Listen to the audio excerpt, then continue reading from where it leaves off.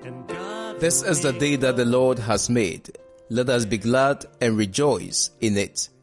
Dear friends, I want to welcome you to the Voice of Hope. And today we are starting another series.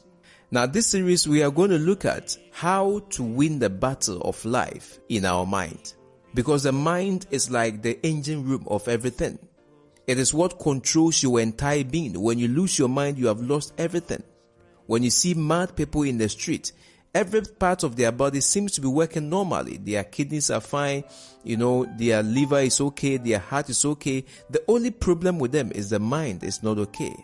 When we want to be overcomers for the Lord, when we want to live a life of righteousness and overcome sin, then the battle must be won in the mind. So how do we win the battle in the mind? So we are going to look at 5 things that would help us to win the battle of the mind. You see, my dear friend, our lives actually follow the direction of our thought. When you know that what you think about is what directs you, then you can actually have the right thought to direct you to the right destination. In Philippians chapter 4, verses 8 to verse 9, the Apostle Paul says, "Finally, brothers and sisters, whatever is true, whatever is noble, whatever is right, whatever is pure, whatever is lovely, whatever is admirable, if anything is excellent or praiseworthy, think about such things." Did you get that? Bible wants us to put our mind on the things that will lead us to the kind of destinations that we desire.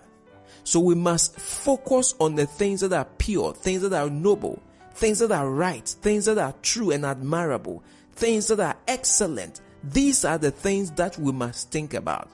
The Apostle Paul in Philippians chapter 4 verse 8 to 9 continues to say, "Whatever you have learned or received or heard from me or seen in me, put into practice, and the God of peace will be with you." And so in these 3 sentences, Paul moves from thought, that is think about things, to action, that is put them into practice, to experience. And that's what he says, the peace of God will be with you. When you think about things that are pure and you put them into practice, then you would experience the peace of God in your life. And so Paul tells us that our thoughts actually shape our lives. There is a field of study in psychology known as cognitive behavioral therapy.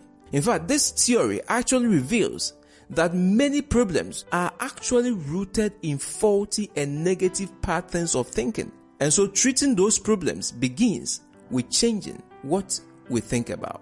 That is why King Solomon in Proverbs chapter 23 verse 7 says, "For as he thinks in his heart, so is he."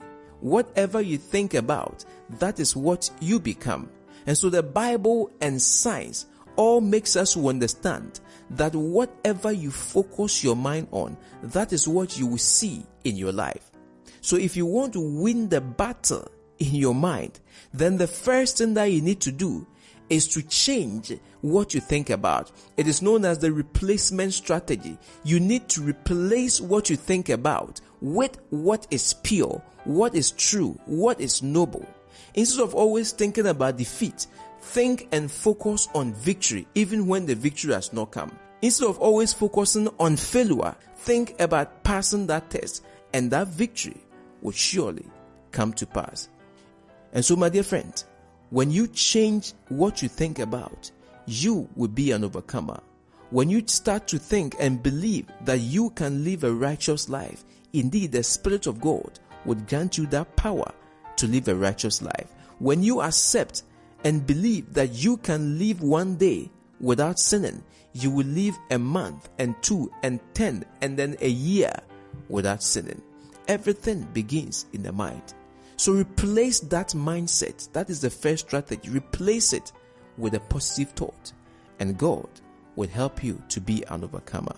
Father, today we come before you.